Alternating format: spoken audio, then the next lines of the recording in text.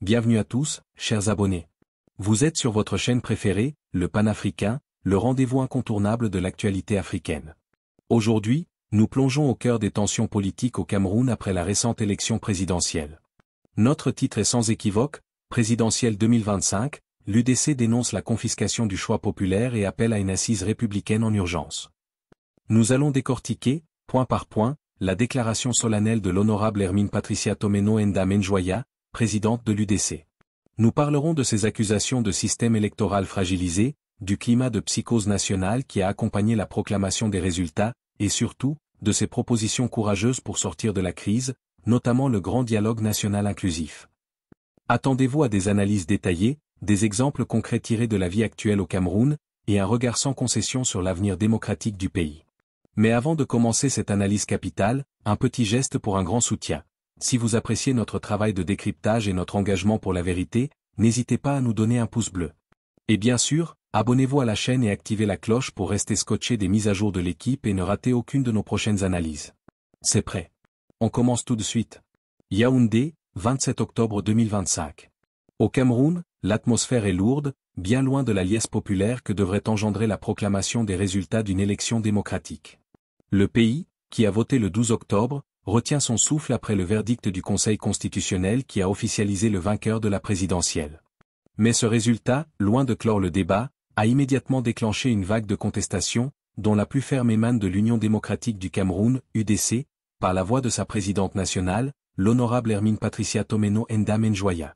Dans une déclaration cinglante, l'UDC rejette solennellement les chiffres officiels, parlant d'une « confiscation du choix populaire par des intérêts qui refusent la transparence du jeu démocratique ». Ce terme fort met en lumière l'une des fractures les plus profondes de la vie politique camerounaise, le fossé entre la volonté exprimée par les électeurs et les résultats finaux validés par les institutions. L'acte d'accusation, une élection indigne d'une république. La candidate de l'UDC ne mâche pas ses mots pour qualifier le processus électoral. Pour elle, ce que nous avons vécu n'est pas une élection digne d'une république. Explication détaillée, la fragilisation du système électoral. L'accusation de Tomeno Enda Menjoya ne vise pas uniquement le jour du scrutin, mais l'ensemble d'un système électoral fragilisé, miné par les irrégularités, les manipulations et les violations répétées de la loi. Le contexte des irrégularités, en tant qu'acteur de terrain, maire de Foumban, conseillère régionale, l'honorable Enda Menjoya renvoie à une réalité souvent dénoncée par l'opposition et la société civile, l'opacité dans la compilation des résultats, les inscriptions non transparentes sur les listes électorales, ou encore l'utilisation de ressources publiques à des fins de campagne. L'exemple concret, vie actuelle, la peur et la psychose, l'UDC dénonce l'ambiance qui a régné le jour de la proclamation, au lieu de l'ambiance de peur, de frayeur, de psychose nationale, avec des FMO forces de maintien de l'ordre à toutes les rues, ce jour de proclamation de résultats devait être des scènes de liesse. Cet extrait est particulièrement révélateur du climat politique post-électoral au Cameroun. L'omniprésence des forces de sécurité dans les grandes villes comme Douala ou Yaoundé, loin de rassurer, est perçu comme un moyen de dissuasion contre toute expression de mécontentement populaire, un symptôme de la méfiance chronique entre le pouvoir et une partie du peuple. L'appel solennel, souveraineté du peuple et droit à l'expression. Face à ce qu'elle perçoit comme une spoliation démocratique, la présidente de l'UDC lance un double appel, à la fois au gouvernement et aux citoyens. À l'injonction au gouvernement, garantir la dignité républicaine.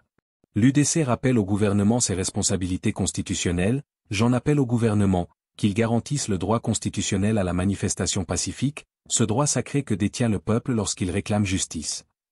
Le principe fondamental, le message est clair, aucun pouvoir n'a le droit d'étouffer la voix d'un peuple debout, sans porter atteinte à l'essence même de la République. Dans un pays où les manifestations de l'opposition sont régulièrement réprimées ou interdites, cet appel est un véritable défi à l'autorité. Il s'agit de défendre le contrat social ou l'accord tacite entre le peuple et ses dirigeants, qui est rompu lorsque la vérité des urnes est remise en cause. L'exhortation aux citoyens, paix, dignité et persévérance. Tomeno Enda Menjoya s'adresse ensuite à ses compatriotes avec une grande responsabilité, insistant sur le caractère pacifique de la contestation, exprimez-vous, dans la paix et la dignité. Ne cédez pas à la colère destructrice, car brûler nos villes, c'est nous brûler, c'est brûler nos espoirs.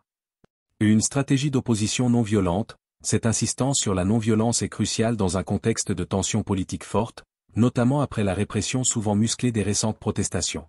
L'UDC cherche à inscrire sa lutte dans une perspective de persévérance, de l'unité et de la discipline citoyenne, Une ligne qui vise à gagner sur le plan moral et légal, plutôt que dans la confrontation physique qui risquerait d'être instrumentalisée. 3. Les propositions de sortie de crise, un nouveau pacte républicain. L'UDC ne se contente pas de dénoncer, elle propose un chemin vers la réconciliation nationale, articulé autour de 2 axes majeurs, qui deviennent le cœur de son projet post-électoral. 1. L'assise républicaine, le dialogue national inclusif. La première proposition est la convocation d'une assise républicaine, dialogue national inclusif, franc et sincère. Exemple concret, l'impératif de la confiance, l'expérience des crises passées, notamment la crise anglophone, a montré l'échec des dialogues perçus comme partiels ou orchestrés par le pouvoir. L'UDC insiste sur l'adjectif « inclusif » pour s'assurer que toutes les forces vives ou y compris celles qui ont été marginalisées ou puissent redonner la parole au peuple et rebâtir, ensemble, un pacte républicain fondé sur la vérité et la confiance. Cet appel est d'autant plus pertinent que le pays peine à résoudre ses conflits profonds.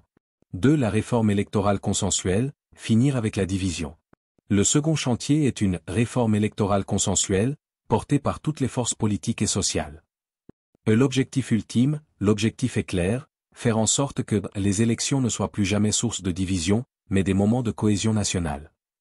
Le Cameroun traverse des cycles électoraux de plus en plus tendus, où chaque scrutin semble aggraver les fractures, le tribalisme et la méfiance. Une réforme électorale profonde, touchant par exemple à l'indépendance de l'organe de gestion des élections, ELECAM, et à la sécurisation du processus de vote, est perçue par beaucoup comme la condition sine qua non pour retrouver une légitimité démocratique.